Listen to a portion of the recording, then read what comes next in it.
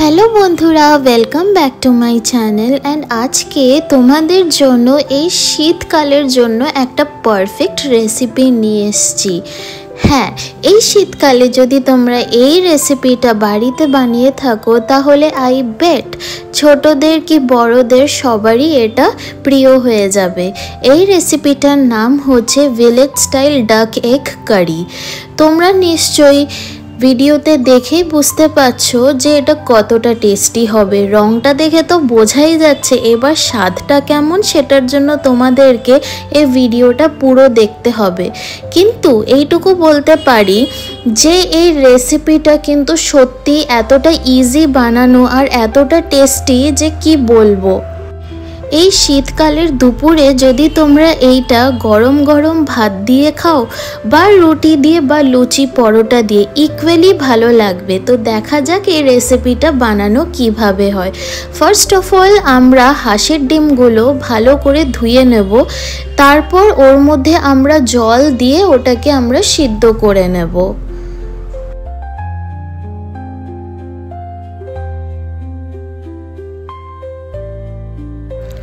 তারপর আমরা কড়াইয়ের মধ্যে সরষের তেল দিয়ে নেব। তারপর যে আমরা ডিমগুলোকে অলরেডি সিদ্ধ করে রেখেছিলাম ওগুলো আমরা ছুলে নেব, আর ডিমগুলোর মধ্যে একটুখানি হালকা করে স্লিট দিয়ে নেব যেন মশলাগুলো ভালো করে ঢোকে। তেলটা গরম হয়ে গেলে ডিমটা ওর মধ্যে দিয়ে দেব, তারপর ওর মধ্যে একটুখানি হলুদ গুঁড়ো দেব আর ডিমগুলোকে ভেজে নেব।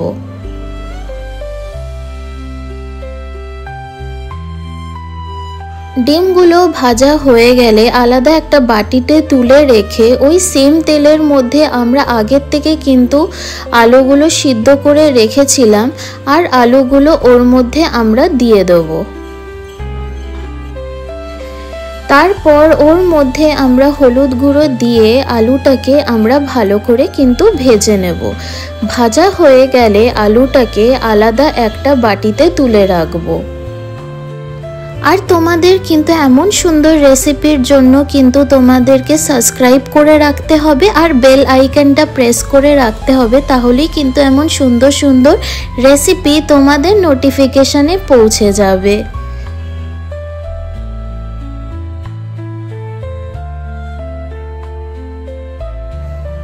আলুটা আমাদের ভাজা হয়ে গেলে তারপর ওই কড়াইয়ের মধ্যে আরেকটু তেল দিয়ে ওর মধ্যে আমরা তেজপাতা দিয়ে দিয়েছি, একটুখানি মেথি দিয়ে দিয়েছি যেন গন্ধটা খুব সুন্দর হয়। তারপর আগের থেকে আমরা পেঁয়াজ কেটে রেখেছিলাম, ওই পেঁয়াজগুলো আমরা এর মধ্যে দিয়ে দিয়েছি।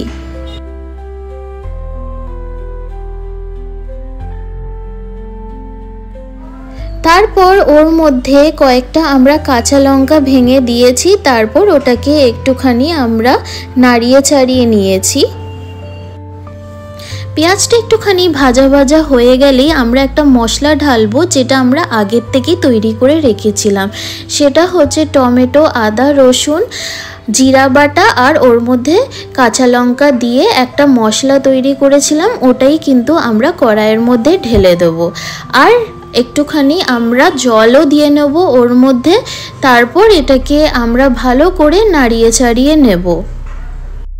এই রেসিপিটা কিন্তু একটা মাস্ট ট্রাই রেসিপি। আর হাঁসের ডিম খেতে কার না ভালো লাগে বলো? বাড়িতে এটা বানিয়ে দেখো, নিশ্চয়ই সবার ভালো লাগবে। এই মশলাটার মধ্যে আমরা একটুখানি হলুদ গুঁড়ো দিয়ে দেবো, একটু লবণ দিয়ে দেবো, স্বাদ অনুযায়ী একটুখানি আমরা চিনি দেবো যেন স্বাদটা আরও ভালো হয়।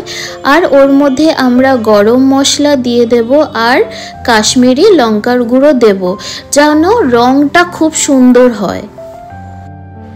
তারপর আমরা এই মশলাগুলোকে ভালো করে আমরা মিক্স করে নেব যেন এই মশলাটা খেতে ভালো হয়। তাহলে কিন্তু মশলাটাকে ভালো করে একটুখানি কষিয়ে নিতে হবে।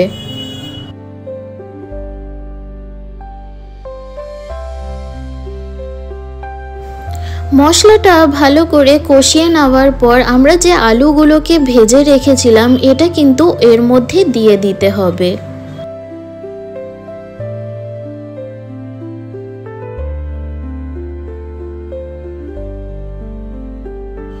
আলুগুলো দেওয়ার পর আমরা কিন্তু এটাকে একটুখানি নাড়িয়ে চাড়িয়ে নেব। তারপর যে ডিমগুলোকে আমরা ভেজে রেখেছিলাম, আমরা এই ডিমগুলো কিন্তু এক এক করে এই মশলার মধ্যে আমরা দিয়ে দেব। তারপর আবার এটাকে কিন্তু একটু ভালো করে নাড়িয়ে চাড়িয়ে নিতে হবে। আমরা এর মধ্যে একটু জল দিয়ে নেব। তারপর এটাকে আমরা ভালো করে কিন্তু ফুটিয়ে নেব আর ভালো করে নাড়িয়ে চাড়িয়ে নেব যেন ভালো করে মশলাগুলো মিক্স হয়ে যায়। আর আমাদের কিন্তু এই ভিলেজ স্টাইল ডাক এগ কারি কিন্তু রেডি হয়ে গেল। And if you like this recipe, then please do like and subscribe my channel and press the bell icon for more such amazing recipes. তোমরা কিন্তু বেল আইকনটা প্রেস করে রাখো, তাহলেই কিন্তু এমন সুন্দর সুন্দর রেসিপি একেবারে চলে যাবে তোমাদের নোটিফিকেশনে। আর তোমাদের এই রেসিপিটা বাড়িতে বানিয়ে কেমন লাগলো আমাকে কিন্তু কমেন্ট সেকশনে জানাতে একদম ভুলবে না। আর এমন সুন্দর সুন্দর রেসিপি নিয়ে আসবো আবার তোমাদের জন্য। টিল দেন সকলে ভালো থাকো, আবার দেখা হবে এমনই সুন্দর সুন্দর রেসিপি নিয়ে। Thank you for watching this video. চটপট এটা বাড়িতে বানাও অ্যান্ড আমাকে কমেন্ট সেকশনে জানাও।